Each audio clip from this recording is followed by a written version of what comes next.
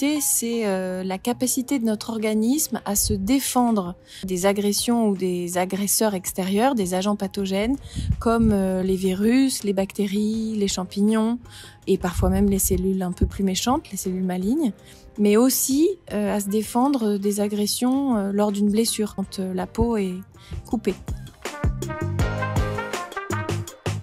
L'immunité innée, ça comprend en réalité la peau, mais aussi les muqueuses et les sécrétions.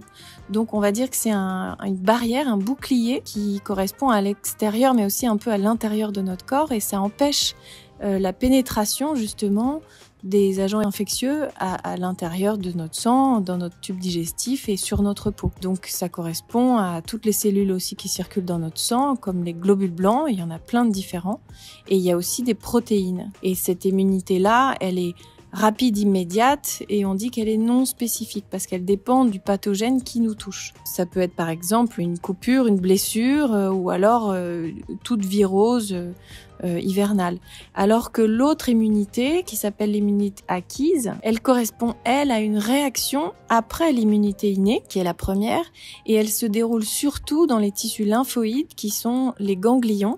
On en a plein dans tout le corps, les ganglions, et la rate. Et il y a pour le coup des molécules particulières qui circulent dans le sang qui s'appellent des lymphocytes B et T, il y en a 2 sortes, et c'est eux qui rentrent en contact avec l'agent pathogène externe et qui vont s'activer pour fabriquer des anticorps, donc spécifiques de chaque agent pathogène, et qui va donc devenir la mémoire de notre défense, la mémoire de notre immunité. La varicelle est un bon exemple d'une immunité acquise puisqu'on ne l'a qu'une seule fois normalement à vie.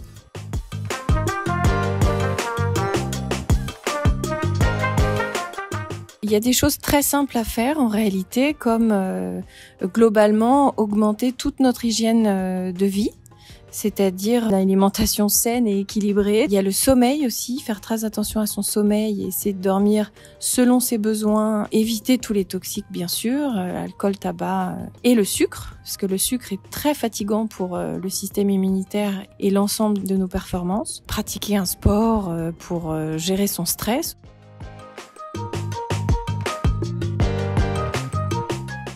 À l'entrée de l'automne, il y a un phénomène physiologique qui se met en marche, c'est que notre corps se prépare à l'hiver, on va appeler ça l'hibernation. On doit reprendre un équilibre global et comme il y a le stress de la rentrée, la diminution de l'ensoleillement, il va falloir trouver des moyens pour stimuler son système immunitaire. L'homéopathie est un moyen très simple et très pratique parce que on peut de façon régulière, une fois par semaine, stimuler un petit peu ses défenses naturelles globales. Quand on prescrit des médicaments d'homéopathie, on appelle ça le terrain de l'individu. C'est un traitement qui, par son approche holistique, permet aussi de faire une synthèse de l'environnement et de l'histoire des maladies de chaque patient et de l'état psychologique aussi. Donc c'est une réaction adaptée, unique pour chaque patient. Il y a aussi les huiles essentielles, les acides aminés, la gémothérapie et tous les compléments alimentaires qui peuvent aider, en plus de l'homéopathie, à traiter le terrain comme elle sait bien le faire.